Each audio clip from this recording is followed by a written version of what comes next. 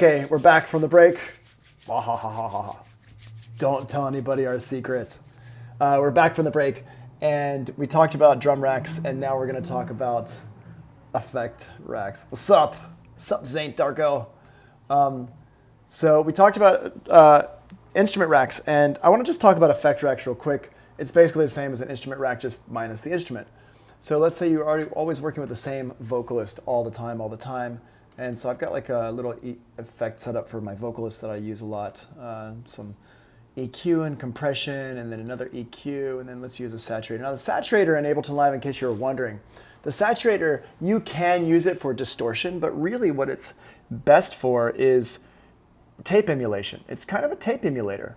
And that's why it's called saturation. It's talking about like tape saturation. There's also tube stuff in it as well, but really, I like to use it as a little bit of a tape saturation. So we're going to use this. The preset is going to be warm up the lows. And then over here on my EQ, we're going to put that low cut filter at like 108 or something. And I'm going to turn this one off. We're going to leave it on over here. I'm going to turn off the low here. And this one here is just to make it pretty. And we could talk about my effect chain for vocals on another time. I don't want to go into too much detail about it right now, but I've got a whole thing about it. I think it's in Tony's notes at one point that you can check it out. And then the glue compressor here, I'll just make some adjustments here. Some basic adjustments. These are just rough adjustments. So let's say this is my setup for a vocalist. So what I can do is I can just highlight all these, holding down. Wow. There's a truck that is not happy. So I can just hold down Shift and click all these so they're all selected, and hit Command G. So I hit Command G, and it's gonna open. It's gonna make it into an effect rack here. There's my effect rack. I think it is Corona's knocking. All right, so we got this effect rack here. I'm gonna hit Command R to name it. I'm gonna name it Tony Vocal. So there we go. So we got that. And now I can save this onto my hard drive with a little disk button there. Boom. And it's going to put it in the audio effect rack, Tony Vocal. There we go. Now if I delete this out and Tony, myself, if I come over and I'm going to be working on some beats, some vocalizing, I can just drag this in and it's got the same settings. Now what I can do is I can say, all right, that's great. And I want to use this as a starting point for another vocalist, but the other vocalist maybe needs a slightly different, some tweaks, just some tweaks for stuff.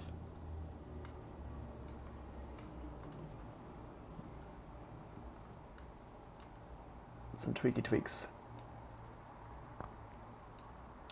So this is the settings for a different vocalist. What I would do is I would make those settings. I would change the name in here to Stephanie Vocals, and then hit save, and now I've got Steph Vocal and Tony Vocals. So if Steph comes over and she's recording vocals, I've got her settings here, and if Tony comes over, if I come over and I'm recording vocals for myself, then I've got my settings here. So you can have it for all the different vocalists that you work for. So if you are running a studio and you're doing most of your stuff in Ableton Live, this is a great way you can do this. Just so you know, you can also do the same thing in Pro Tools and in Logic. In Logic, it's called channel strip settings. And in Pro Tools, you just right-click and you just go to, I think it's called effects settings or something in Pro Tools. I don't remember. It's fairly new in Pro Tools. It's only it's less than a year old that they've had it in Pro Tools. But it's a dope feature.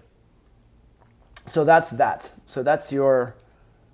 If we're looking at our notes, that's effect racks. Same stuff. And you can use the macros the same way we did with the instrument rack. Okay, so now let's go back over here to our drum racks. And each drum rack is basically on each cell or each pad here, it's a whole instrument rack that you've got in here. So first of all, you've got your instrument sampler, which is a sample playback instrument. And you've got your effects, and you can have different effects. So for example, if I go here to Logic, Let's turn you off. I'm tired of this bass line.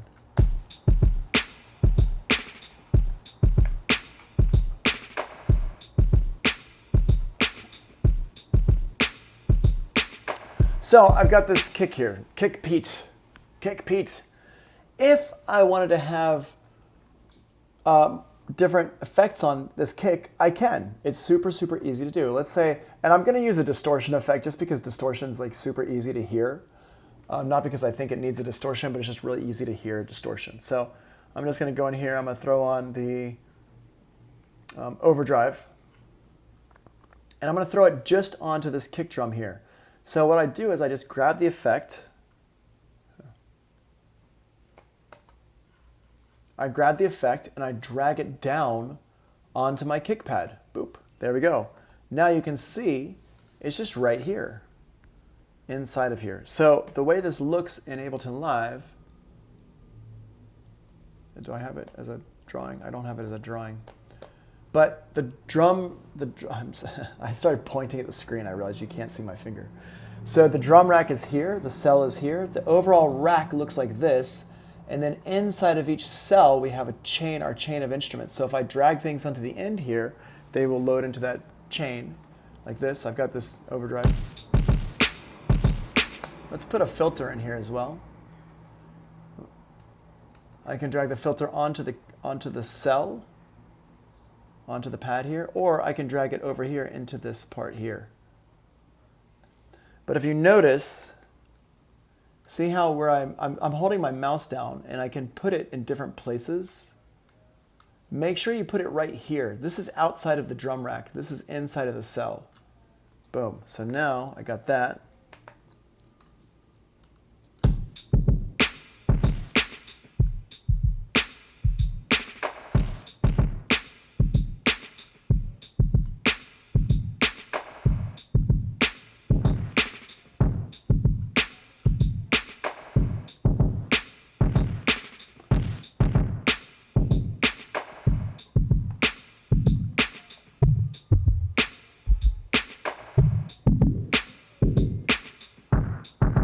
Right, so you can see how that's set up there.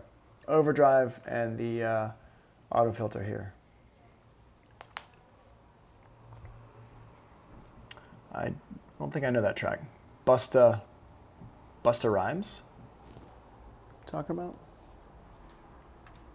Can you have this beat? We'll talk. I have another drink of water.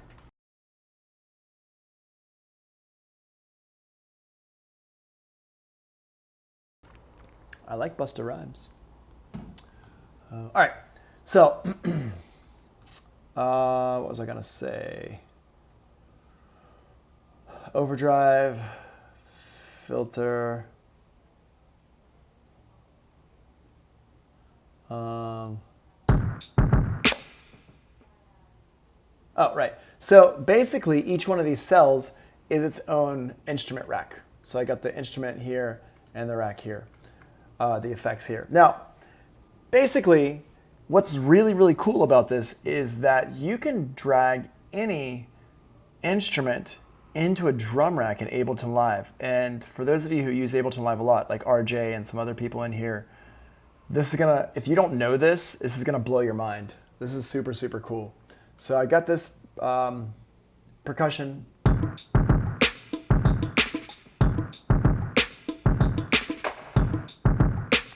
Let's say I want to stick massive on this key right here. Where is it? Right down here. Okay. So what I'll do is I'll take massive, and this is a third-party plugin. It does not come with Ableton Live. Drag it in. Boop. There it is. And I can go in here and I can grab some presets that are like, where's my browser? There's my browser. Oh. Oof.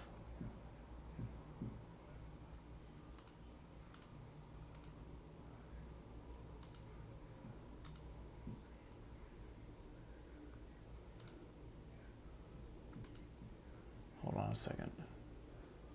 I need to reload these sounds. But basically I can go in here, I can find some like percussion sounds or something, right? I should have a lot more than that, but I haven't loaded them all up into here on this. So percussion, here's percussion.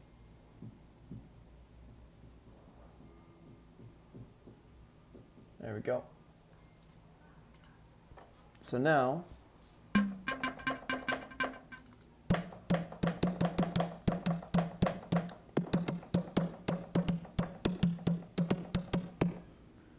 so there we go.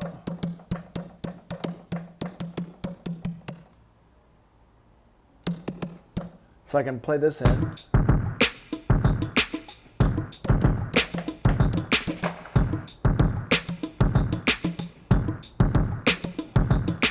I'll record this one just by itself.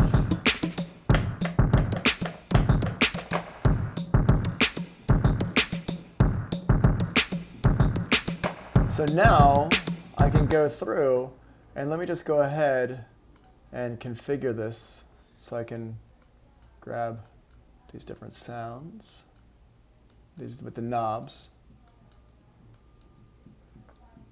There we go. So now, really easily, I can just do things.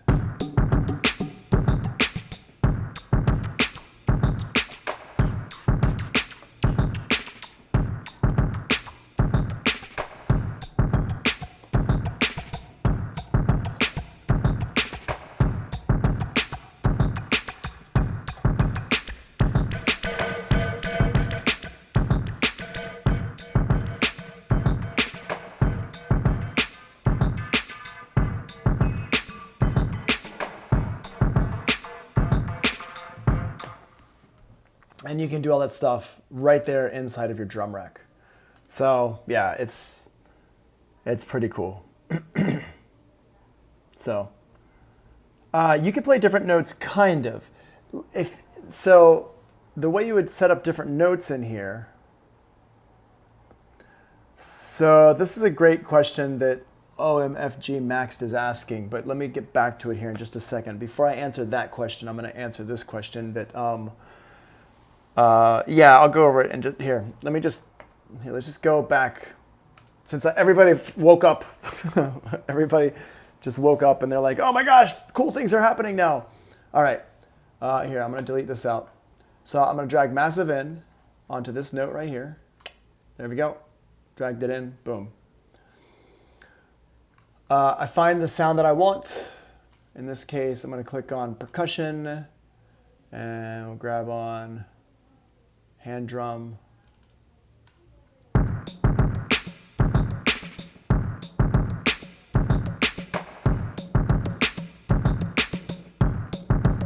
All right, so now I got that there. Now, what I'm gonna do is I'm gonna configure massives, these ones here, 1, 2, 3, and we'll do the decay as well for the first 4 knobs on here. And now, first things first is let's set the pitch. The way I set the pitch is I go to my I/O section here, and the pitch has a receive note and a play note.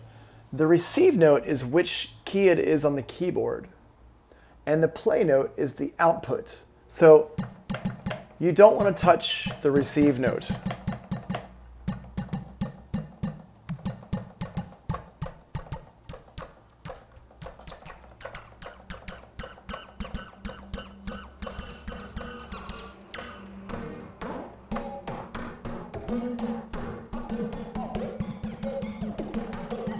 Cool. Yeah, I don't want to touch the receive note because that's the note it is on the keyboard.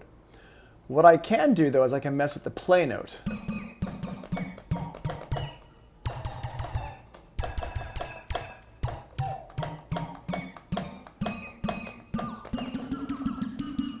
So I can play.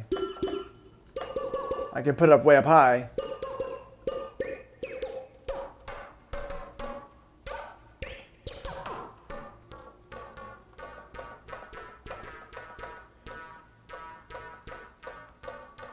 And then you can mess with that stuff there. But that will change your play note. So you can put it into different like pitches and stuff like that to fit this pitch of your song, the scale of your song. What it doesn't allow you to do, though, is you can't play like melodies and stuff with it. So if you wanted to play melodies and stuff with it, then you just stick it on as a massive, just stick massive on a track. The knobs are attached to the other settings on the rack. I put them in here. I configured it, which is something we can talk about when we start talking about synthesizers and stuff. I don't want to get too deep into this right now, but remind me again once we're talking about synthesizers in Ableton Live, and we can talk about how I set that up. Now, to answer OMFG's question, because it's a good question, when would you use a drum rack for massive versus an instrument rack? And the answer is, I would use the drum rack for massive if, like in this case, like I wanted to have a percussive sound in there and I wanted to fit with some other stuff. Mostly in the live setting, honestly. That's probably the main place where I would use this, is in a live setting. It's not something that I've done a whole bunch, just because I've always been worried about my computer like crashing on stage or something like that. Not worried about it, but I want to make sure I set it up so it's not going to crash. In a studio setting, I would just bring massive onto a track and just use it as a normal plugin and just play percussion sounds with it on the track. But this is something I just wanted to show you because I wanted to show you the complexity that the drum racks can be. I think it's good as producers. Y'all might think of different ways to use it that I don't use it like. But it's really, this is just to show you what you can do with the drum racks. Not to say that you should do it necessarily, but you should definitely play with it and you should definitely think about how to use it. And when you figured out some dope way to do it, then you should hit me up and tell me what you're doing with it, because I would love to know. So that's what's up with that. So that's that. Now, one last thing. I'm gonna delete this. I don't need that. I just want this beat. I just like this beat.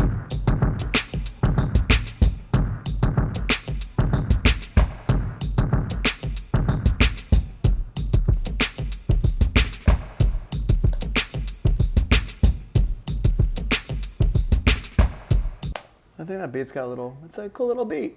You're a cool little beat. You're a cool little beat. Yeah. I like it. All right, let's stop being weird. Let's get serious. Let's get serious, shall we? Serious, yes. Aight. The ish is about to get real. What I'm gonna do is I'm gonna put a couple different drum racks into an instrument rack. What? That'll do me. You know what? RJ, I watched Babe last night. That'll do, pig. I watched Babe last night. I was like flipping through, well, I was looking at what's to watch on HBO, and Babe. So I was like, I gotta watch it. So there you go. I have a feeling we'll get along just fine. So what I'm gonna do here is I'm gonna make a drum kit, a drum beat, and I'm gonna use this boop. So I put my 808 core kit in here, and I'm gonna hit Command G. And hitting Command G just allows me to, it just groups it. Now, I don't have a whole bunch of instruments yet. I just created a group out of one instrument, and it just made an instrument rack. So now, inside of here, you can see down here in the bottom, it says drop instruments or whatever here. So I'm gonna go ahead and put some more instruments in here. Hey, Joshua, what's up? So I'm gonna go in here, I'm gonna put my 909 here, and let's put a 707. And let's not put the 606, let's put the CR78. There we go, yeah. So I have these 4 drum kits, and what I'm gonna do, if I play them all at the same time, I'm gonna turn my volume down. If I play them all at the same time,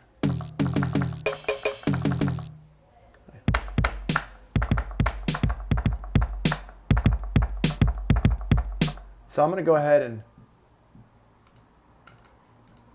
there we go. Play.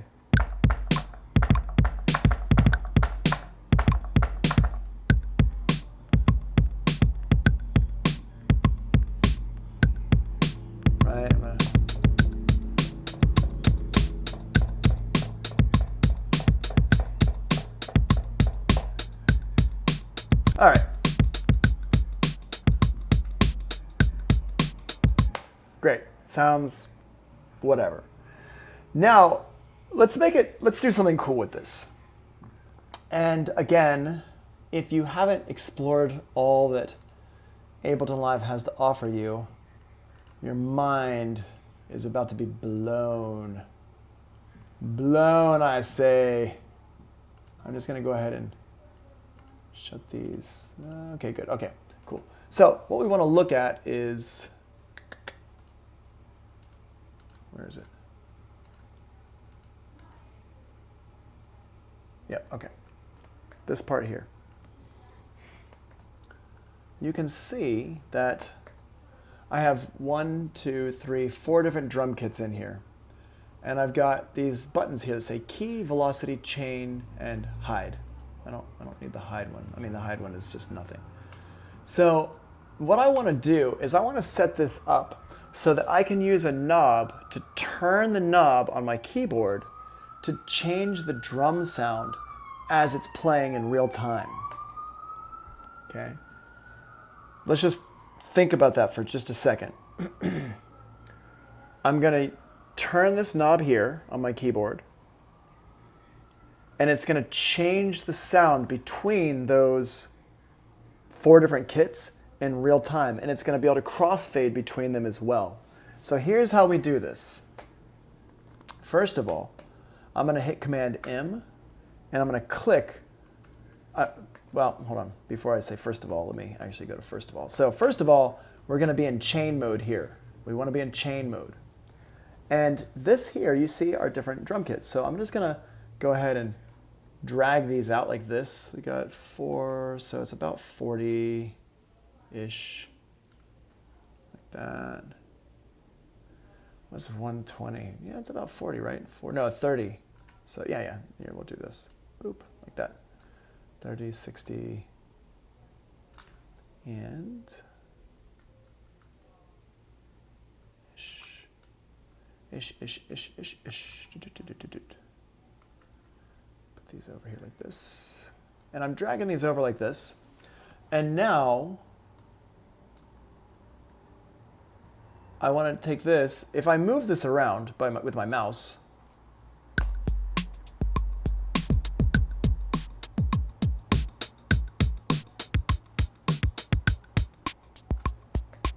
and you can hear it's changing the different sounds, but that's whatever. I mean, it's okay, but I want to control it with the knob here. So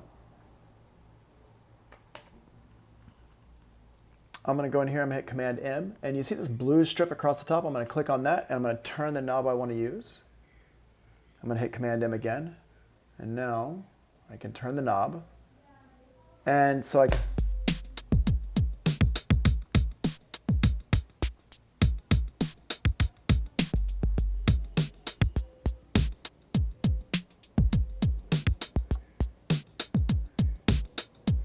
Right?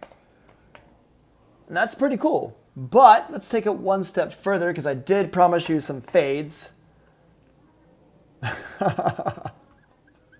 I'm glad that I can make y'all happy. I'm very glad I can make y'all happy. So I'm just going to do this and pull this stuff over like this. Boop. And now you can hear there's going to be a little fading.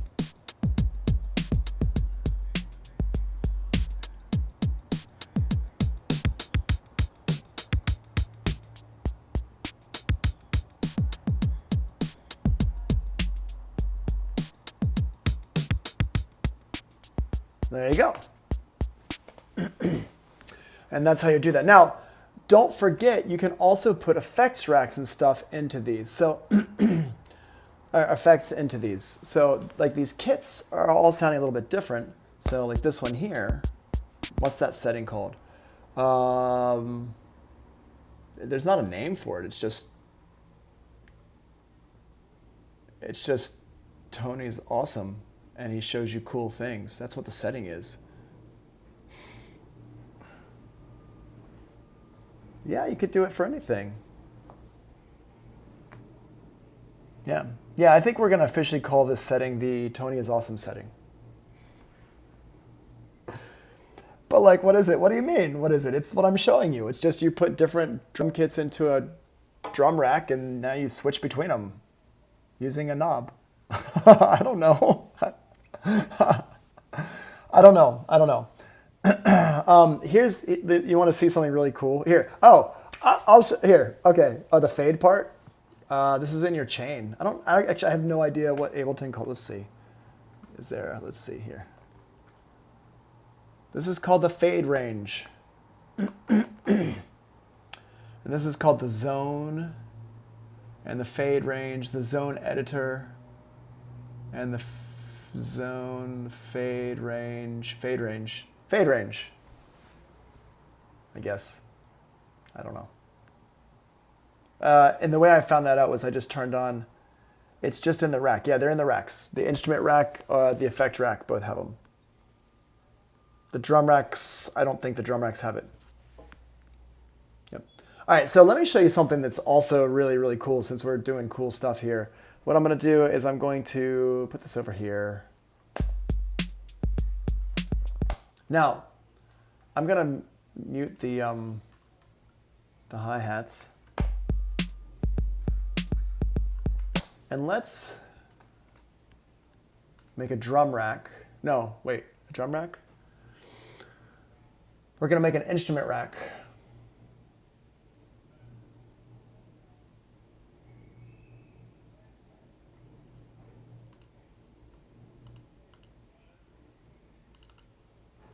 And the instrument rack is going to have different effects in it, different samples in it, different drum samples. So I'm going to grab a bunch of hi-hats. I'm going to grab them from some of my own sample packs that I've got here. Sample Magic, Dusty House, drum hits, hi-hats, closed. No, that's not enough. Deep and bass house, one-shots, hats. Okay, here, we'll use these. Drag this in.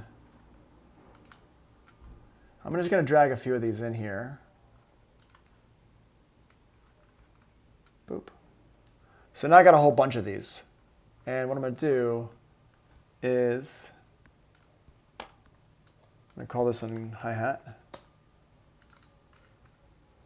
And I'm going to fold this down. I'm going to delete these bad boys here. And okay, so now if I hit play, turn it down so we don't blast.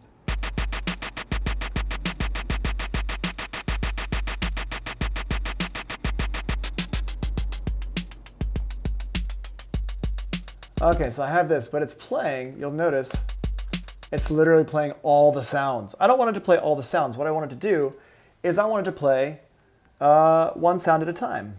So what I'm going to do is I'm just going to go through all of these. Here, let's zoom in. I'm going to zoom in over here so we can see what I'm doing. I'm going to take each one, I'm going to move it over. So it's like this. So I'm basically setting up steps.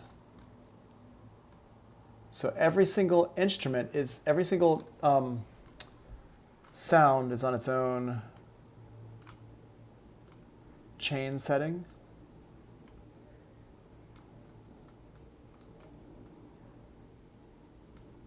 Okay, so I got this.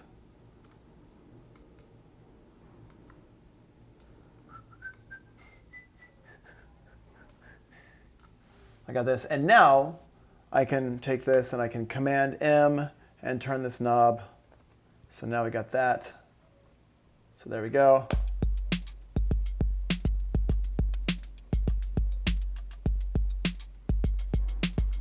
All right, so I got that. But as you can see, if I turn my knob too much, it goes all the way over here. And I don't have any drum sounds assigned to anything over there. I only have like 16 different drum sounds in here. So what I'm going to do is I'm going to restrict it up here. If I hit Command M again and I go up here and I go to my hi-hat instrument, I'm just going to restrict that to number 16 because I don't need to go any further than 16. So now, there you go, it only goes to 16. Yep.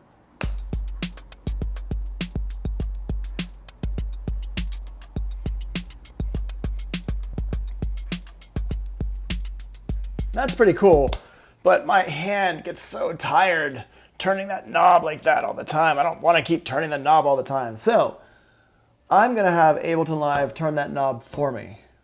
And this is where things start to get really cool. Who in here has Live Suite? Anybody have Live Suite? Raise your hand if you have Live Suite. Okay.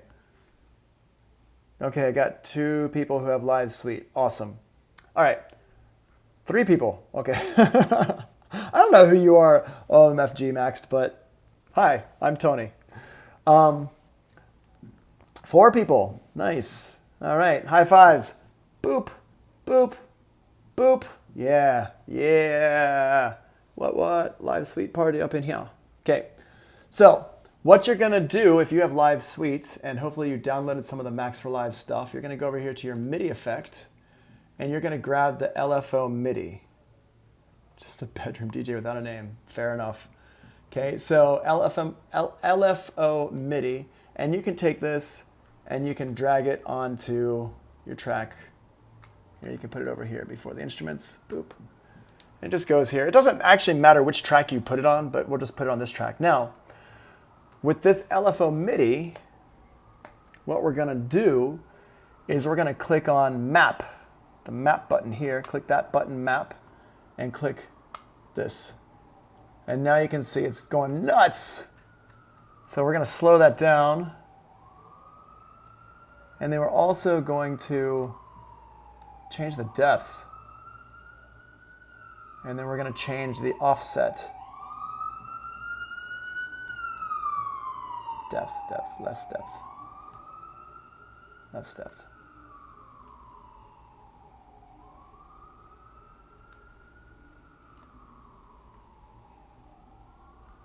And you have to mess with it a little bit.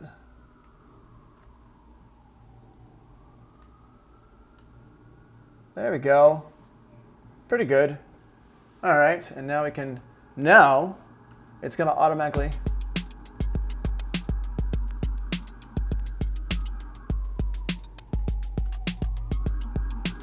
now it's changing things for me automatically. What? The police are going to get someone. But you see how that works? Pretty cool stuff. I have sirens. I got an ice cream truck. I'll trade you. I want ice cream. I bought some cookie dough. Man, people are being loud up here on 6th Ave. I'll be quiet. Yeah, I know. I love it when they do that. I gotta start recording some of these sirens. So, yeah.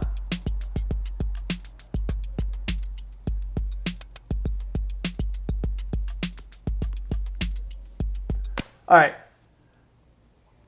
I'll give a high five to whoever can figure out how I would actually lock those hi-hats down, because right now they're just kind of random. They're just kind of playing. How would I lock them down if I want to keep them kind of random, but I want them to be locked in a little bit? How would I lock them in? It's something we've talked about in the past. I'm gonna drink water.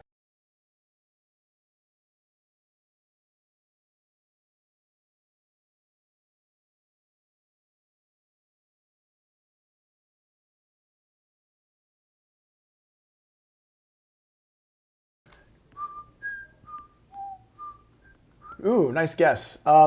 Nope.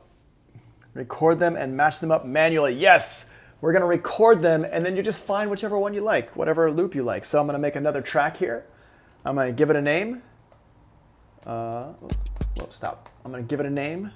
We're gonna call this one hi-hat bounce, like that. And then I'm going to grab the audio from my hi-hat track. I'm gonna make sure I go to post effects way up top. I never work in FL Studio. Sorry. Not that I don't like FL Studio, I've never used it because it took FL Studio a long time to become Mac friendly, and now it's too late. I'm too old. I can't learn new tricks. So now I have this. I'm going to record the audio.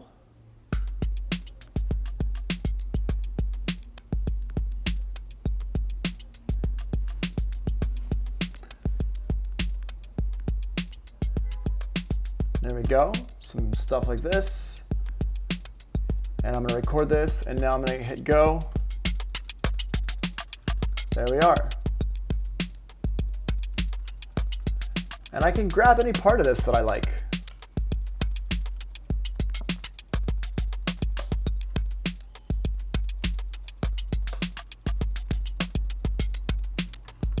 Turn that down a little bit. What? And I'm going to make this a little bit smaller.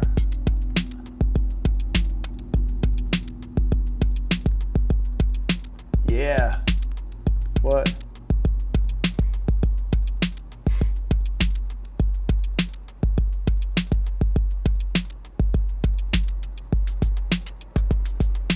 There we go. All right. So y'all are talking about, they love their Ableton and Logic. So just real quick, Flying Ragin. Oh, is that how you say your name? Flying Ragin? I am a person who actually, I don't care what you use at all. But the truth is that for whatever reason, FL Studio is not really used in the studios that much. I think it's great. I mean, there have been hits that have been made in every DAW. Even there's albums that have been made in GarageBand. I think whatever you use to make music and whatever you're doing is great. I personally don't use FL Studio just because it's always been PC only up until the last few years. And nowadays, I don't have time to learn a new DAW. Although I would love to learn FL Studio because I think there's some really cool stuff that it does. Ableton Live is starting to be more widely used, especially on stages. For example, the person who used to run, I don't know if she still does, but the person who used to run Kanye West's whole live set, she actually did it from Ableton Live, and then she became his violin player, started playing the violin for him on stage and stuff like that. A lot of people use Logic in studios, especially for film scoring and stuff like that. And of course, Pro Tools is in all the studios for recording and things.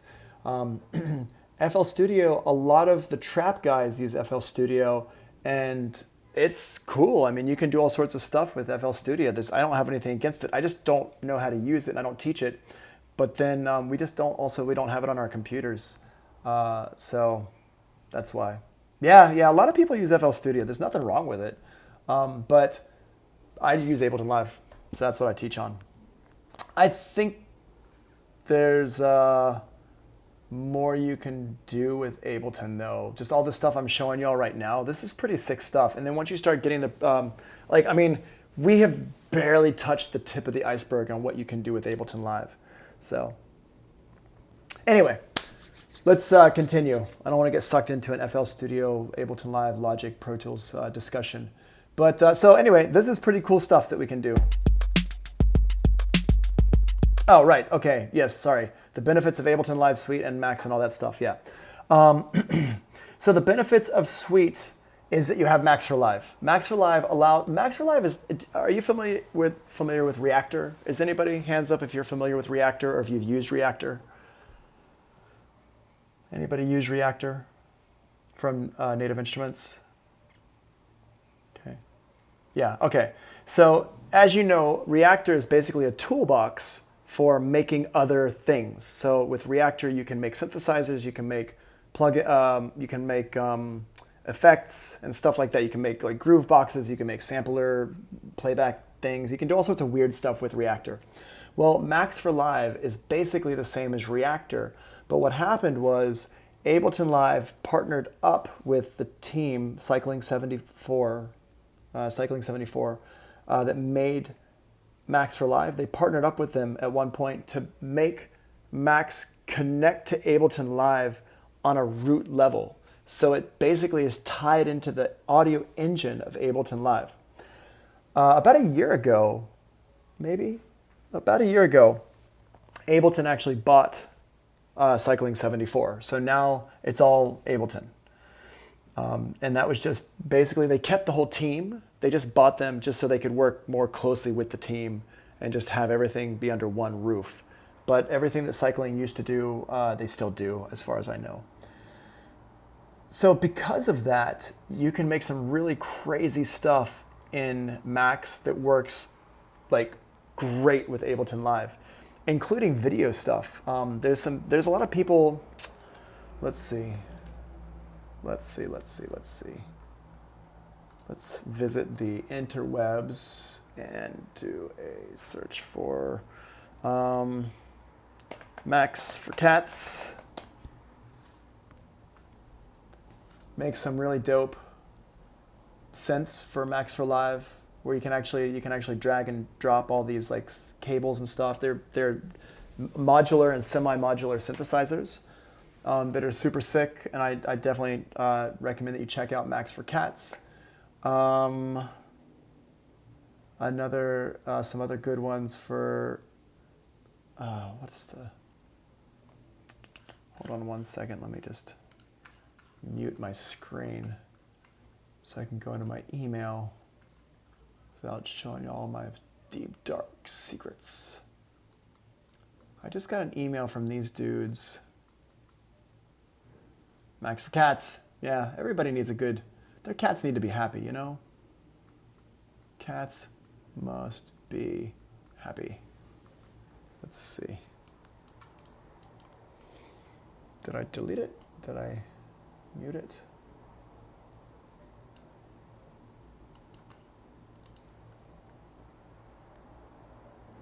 The virus cure.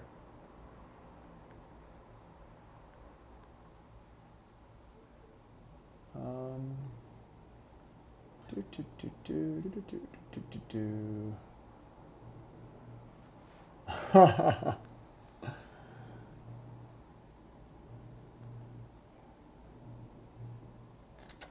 on, let's see. Max. Where is it in here? It's gotta be in here. Splice. Oh, they don't put Macs for Live in the heading of their things? I can't find it right now, but there's people making some Isotonic, here we go. Yeah. Here, let's go to Isotonic. Boop. So this stuff is dope. Isotonic, their stuff, they innovate in Ableton Live and Macs for Live. These guys are making some sick stuff for Macs and for Ableton, like where you can actually, come on. You can actually do video stuff. What? Turned your push to screen?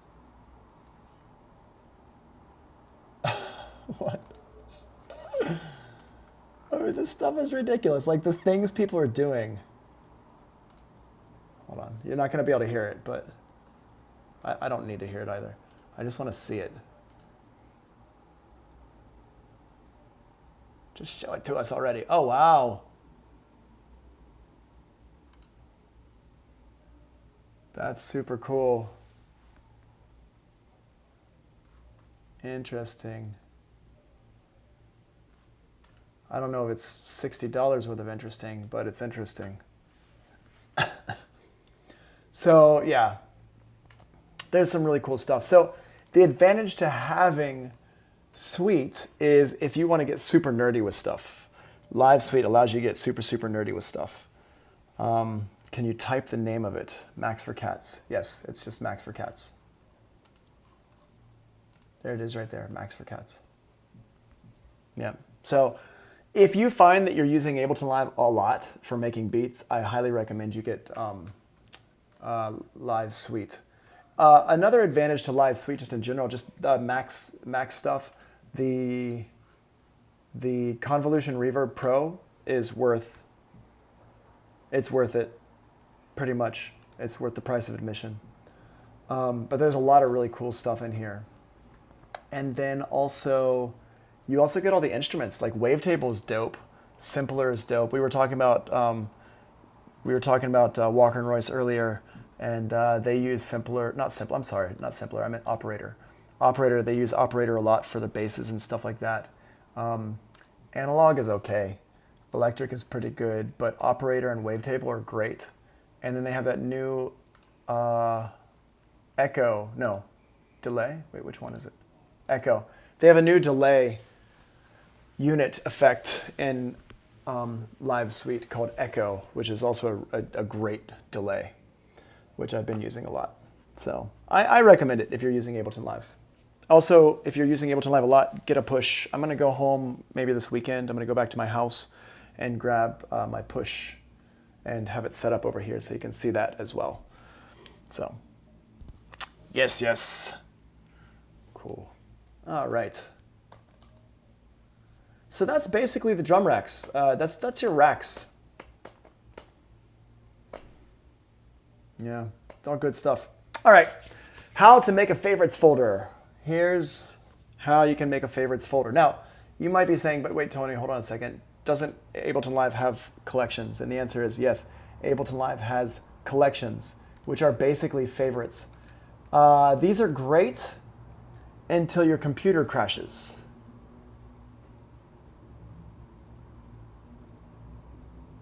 Which happened to me back in like September or October.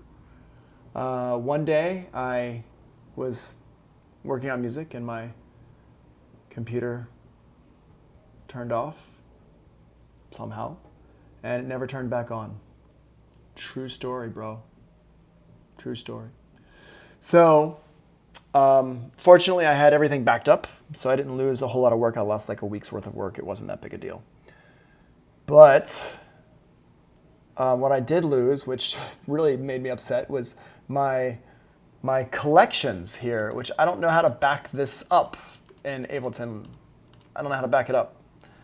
So what I recommend doing as using these collections is great, fine. But I also recommend, yeah, it was not fun.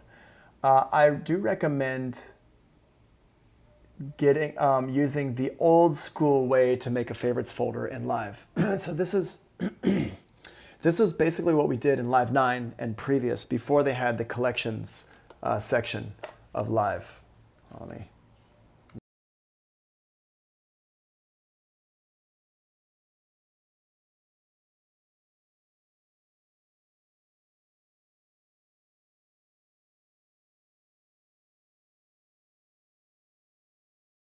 All right, so here's what you do. First of all, the first thing you do is you go into your Finder and you go into your documents or wherever you want, and you make a folder and you call that folder, where's mine? Mine lives, I don't even remember where this one lives. Ableton plugins, show and Finder, presets. Oh, okay, here it is. It's down here, presets. Boop, there we go. So I had this in here, and I have a presets folder, and inside this presets folder, I have my various things. I've got Diva presets and Modular 5 presets and MS-20 banks and some Spire, lots of Spire presets actually, which I don't really use anymore. And then you've got Ableton plugins. I made this folder, so you just make a new folder, and you call it Ableton presets or plugins or whatever you want to call it. I called mine Ableton plugins. Then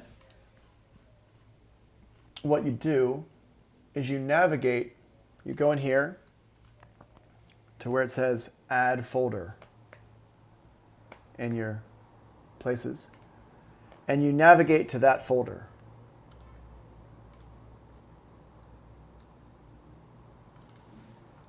Boom, Ableton plugins. Navigate to that folder. And you hit open. When you hit open, it opens it up. And now in here, you can add new folders. And this is where you're going to put all your stuff. So today, I made in my user library presets, I made my audio effects, right, for my vocals. So what I would do is in here, I would make my vocals, which I've got here, and I would take these and I would drag them into here, and I would just drop them into my vocals. So now I've got my Tony vocal and my Steph vocal. Now the cool thing about this is because this is actually its own folder and it has all these folders inside of it. These are actually all real folders and stuff that have actual files on them. So what you do is you just back this folder up, or you stick it on, actually this is not the right place for this to live. The right place for this would be in my Dropbox. I'm gonna move it to my Dropbox later. But you have it somewhere where it's backed up to the cloud and you never have to worry about losing your presets and your favorites and all that stuff ever again. That's how that works. So that whole, everything I just talked about is explained right in here. Favorites folders are great for organizing your favorite plugins or sounds that you've made. Make a folder on your computer, call it Live Faves. In Live, or Live, Ableton presets or whatever. In Live, go to Places in your browser, add folder, navigate to the folder you just created. Any rack can be dragged into your faves folder, anything. So this is what you used to have to do for Live. You used to have to do this in Live 9 or previous. It was like a whole big secret that wasn't, I don't know. I told people, but it wasn't like a known thing. Not very many people knew about it. So that's that. Cool. Any questions? Any other questions by people? Flying Ragin, why do you have a crown? How do you get a crown? How do people get crowns? You have a crown next to your name. Oh, Twitch Prime, that's why. I see. No questions? All right, good. What's my favorite kind of music? Depends on what I'm doing. If I'm at a club, I like tech house, techno, generally stuff like that. If I'm chilling at home, I like down-tempo stuff like the Orbital, stuff, not Orbital, sorry, Future Sound of London, Boards of Canada, stuff like that. I listen to a lot of oldies. I listen to a lot of classical. I listen to a lot of Steve Reich. I like Olafur Arnolds. I like Sigur Rós. I like Radiohead. I like the Beatles. I love the Beatles. I listen to old country, like Willie Nelson. I like Willie Nelson. I listen to a lot of jazz. I don't have a favorite. It depends on my mood. It's a mood thing, But what I make is down-tempo electronica. Yeah, Reich is dope. Nice. Yeah, cool. Yeah, I make a lot of down-tempo stuff, and I do make house music, but yeah, I think what I prefer to make is more chill-out stuff. For after the clubs. 5, 6 o'clock in the morning when it's time to chill. Yeah. Put on some Netflix and chill. What? Cool. So that's that. Let's see, what's next on our agenda? Oh, Ableton routing, mixing, exporting. Oh, this is a good one. This is a good one. So we're just going to take a look at this because we're pretty much done for the day. I don't think we really have time to get into something new. But let's just take a look at this. All right. This is, oh, wait, hold on a second. Not you. 33 is going to be 30. Really?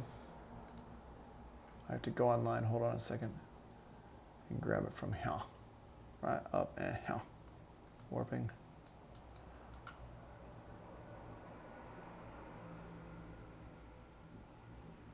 Delta Blues Trap. Nice. All right, well, when it drops, send us a link.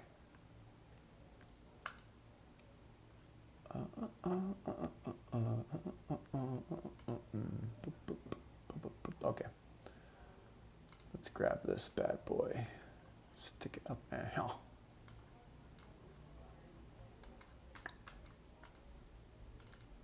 There we go. View.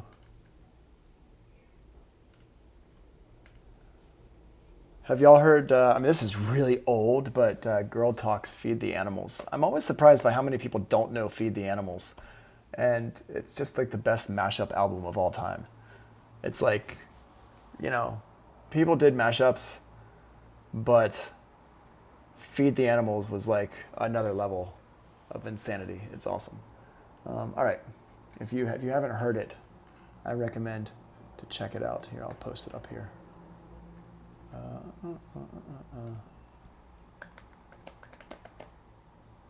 This one. I highly recommend that you check this. No. Check it. It's a Spotify thing. And if you don't have Spotify, I don't know what to tell you. I should probably be using Apple Music, right? I do have Apple Music. I just don't have it on this Apple computer. Ha ha ha ha. All right. So, as we talked about before, Live does not have aux tracks. Live does not have buses. The way we subgroup in Live, and we were talking about subgrouping, and I had this in another thing, but here it is again. To subgroup in Live, you need to make an audio track act like an aux track. So you set the audio from to no input. This protects against feedback loops. You set monitor to in. You name the track, for example, drum group. We were doing this with drums. Select all the tracks you want to subgroup, and you shift and click them. Set audio to, shift click to select them all. Set audio to the track's name, drum group. And that's what it's going to end up looking like right there. Okay. So let me just show you this real quick. And I'm going over this again because this is a review. We already talked about this the other day. So cool. So we have this here. Here, I'm going to make this a little bit longer, like that.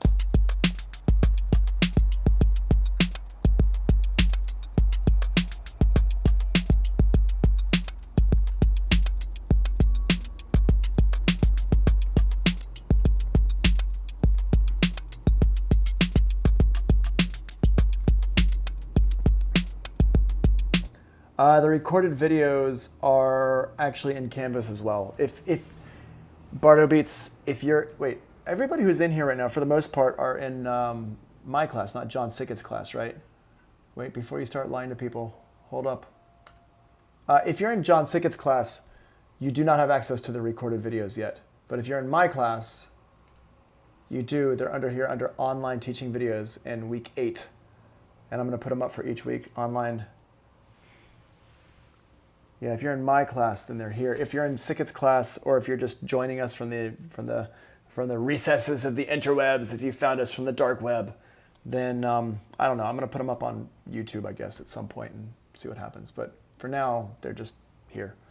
They're in the Canvas. So I've got this here. Let me grab these instruments. Okay, I'm gonna grab this, extract. And I'm going to grab this kick drum, extract, and yeah. Kill you.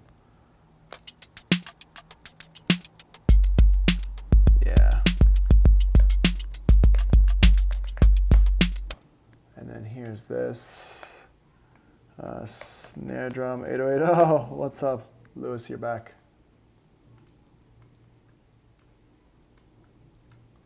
So I got these here, and let's get one more sound going on, just because.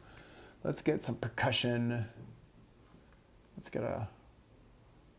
Oh, let's use let's use one of my favorite plugins, just since we're using plugins. Microtonic. Where's my plugins? Up here.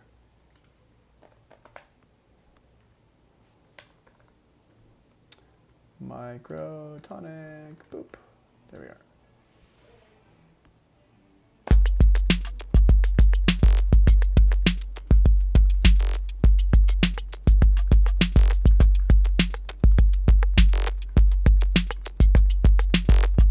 Yeah. All right, cool. So what I'm going to do here is I'm just going to take this and I'm going to route it over here. I'm going to grab it. I'm going to perk bounce, whatever, micro perk bounce, micro perk bounce. I'm going to bounce it over. I'm going to pan it correctly. There we go. Grab the audio from the microtonic. Put it like that, like this. Microtonic. You open up. And we're going to do this decay here, do this, and let's do that one and that one too. Yeah. What's the question? Every track you create is fire.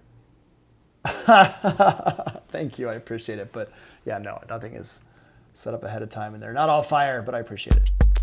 Okay, so I got this here. Now, where?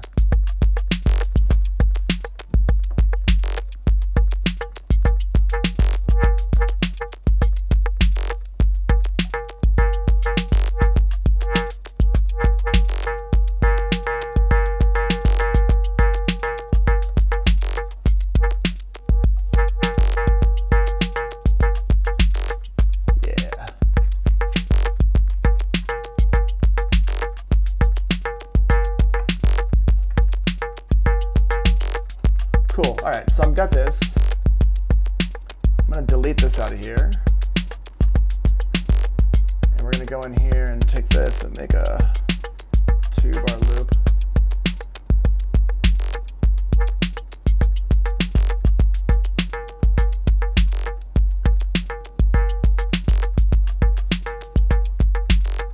Cool.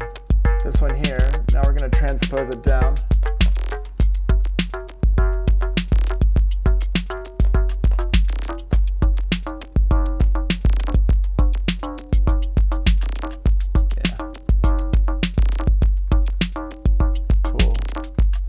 Huh. This one's weird.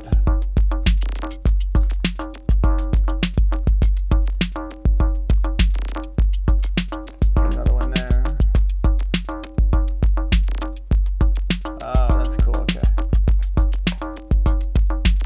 Okay, I'm adding in transients in here so that these little hits sound correct. So you really want to have a transient in the beginning of every little thing that's happening. So that's what I've done. I've gone in there and made that happen. Yeah, that's cool. Now, let's subgroup these all together. Command T to make a new track. And I'm just, basically, if you want to follow along in the notes, if you've got the notes, I'm just going through these steps right here. So I go in here. I'm trying to do this quickly because we're running out of time.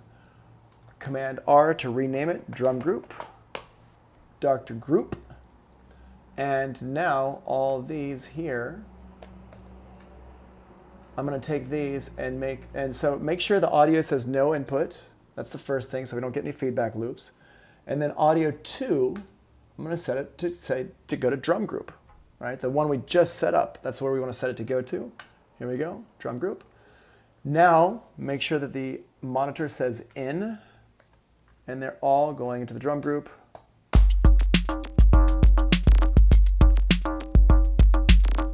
There we go. How often would you use a transient shaper? I use transient shapers a lot.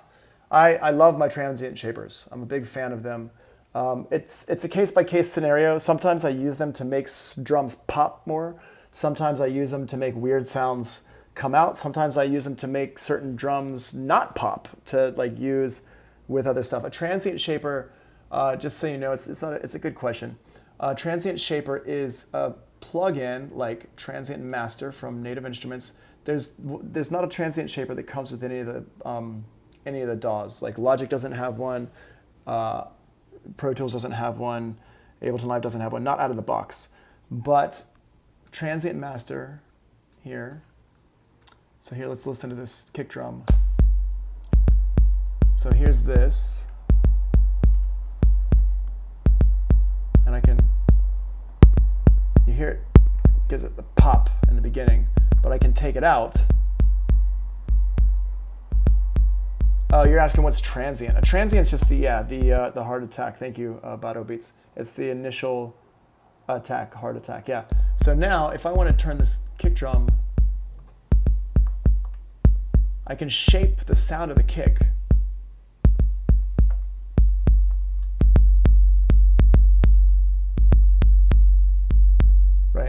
So you can do some cool stuff with it. So yeah, I like using transient shapers quite a bit actually, but it depends on what I'm doing.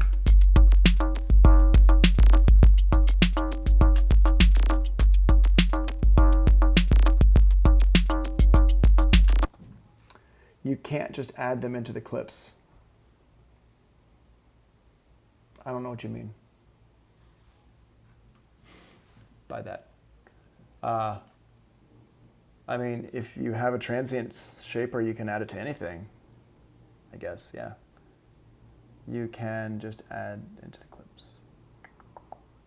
Well, no, I mean, this plugin it does something different. But anyway, so wait, before we get sidetracked, this is, I just set it up. So we've got all these drums now are subgroup routed into this drum group here. It ends up looking like this. So all my drums are going to the drum group and over here and set the monitor to in. And now once we've got the drum groups, once we got the drum groups set up, we can drag and drop drums onto the track to make it sound a little bit punchier. I gotta change this though.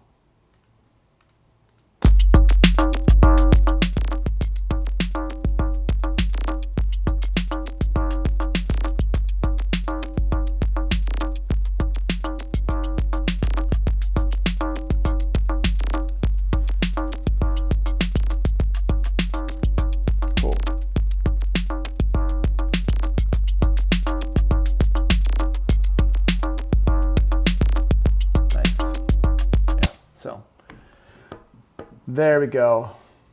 And I think I'm done talking for the day. What do you think? Yeah.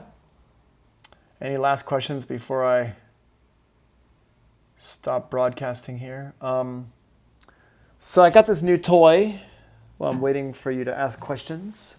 I'm going to show you this new toy I got. We talked about it in the beginning of the class. I just got this right before class. Ugh. A little thing so I can set up and do like a little DJ set, because a lot of my friends are club people and they like to go to clubs and stuff, and they're all kind of going a little bit crazy.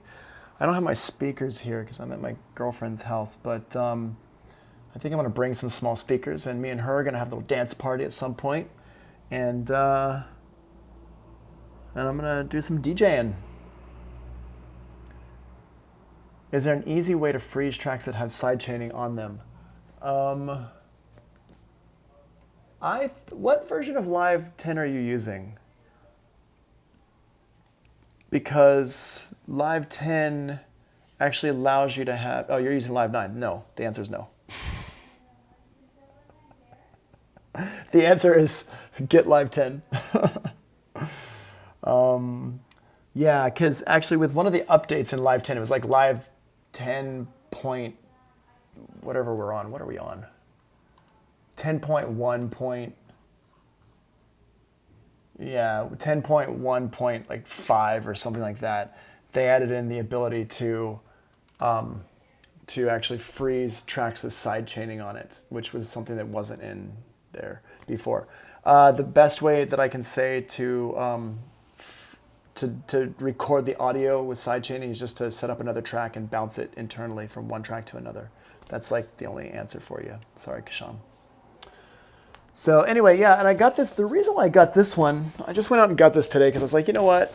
I don't have a controller for DJing, and I thought that it might be good to get something like this because this one actually uses Rekordbox, which is what I use for my CDJ performing. And then I keep turning it upside down. Oh, there we go. Where are we? This box is not well designed for me to show you the name of it. Anyway, the reason why I thought it would be good to get this one is because this one actually uses Rekordbox. And Rekordbox is what I use for my playlists and stuff like that, for my CDJs for performing. So I can make, I can use my playlists for my normal club events and club parties and stuff, and I can use them on here, and I'm not like making new ones. like if I had to use Serato or Tractor or something. But then the other cool thing about this is I can actually have Rekordbox on my iPad or on my iPhone, and I can plug it into this, and it will play it from my phone or my iPad. So if I go to, if me and my friends want to go camping and we want to bring a speaker, but we don't want to bring all the CDJs and stuff, I can literally bring this, and I probably have to plug it into a wall, but whatever. Maybe for my iPad I don't have to, because my iPad is a Pro, has USB-C, so maybe it can power this. I don't know. I'll have to see. But yeah, then we could have like a dance party in the woods quite easily without having to take a whole bunch of CDJs and stuff. So that's kind of why I got this. I figure I can use it for maybe a year or so and sell it for like $100. Last question here, OMFG, Maxed. Is it better to use this method you just showed us versus just grouping tracks? Like, what are the benefits to routing the way you did versus just grouping tracks? So the answer to your question is they're both fine. I actually answered this question yesterday, but I don't mind answering it again. I use this method here because this is a standard method if you're using hardware, if you're mixing on an actual mixer console, like an SSL or something like that, or a Mackie or whatever. It works the same way as this. And what I said yesterday was that I use so many different programs that I try to keep things consistent between the programs. For example, sometimes I use Pro Tools. I teach Pro Tools all the time, so I'm always using Pro Tools. I don't always use it in the studio, but I'm always teaching it. And sometimes I use Logic. It's not my favorite, but I do use it. Sometimes I have to use Logic. And I can use this IO's way to route tracks and grouping tracks in all of them. The Command G Ableton Live way to group tracks is only in Ableton Live. So that's just Ableton Live. Actually, Logic does have something similar, but I don't want to go there. So they're both the same though. They both work really well. There used to be a problem with the subgrouping of tracks in Ableton Live with Live 9, where it didn't let you group within groups, but they fixed that. So Live 10, there's no reason not to do Command G. It's up to you. I have plenty of friends who use Live professionally, they're professional like producers and DJs and stuff, and they do everything with Command G, and it sounds great, and they only use Live. But for somebody like myself, who I'm bouncing around between different programs, I think it's better to kind of stay focused on consistency across the board. And also, I like the way it looks when I do it like this. I don't like having everything on the left, and I don't like opening and closing things. I just don't like it. When's the DJ set happening? I don't know. I'll let you know when the DJ set is happening. I might do one tomorrow during the day before class, just to kind of have some fun. But a lot of my friends they used to go out and party on Thursday nights, because I only teach Monday through Thursday. So Thursday is kind of the start of my weekend. So I'm usually out partying and I'm usually at clubs Thursday, Friday, Saturday nights. So maybe I'll do it Thursday night, but I don't know. I kind of want to do a daytime thing for people who are working from home and stuff. So I'll see. I'll post it up.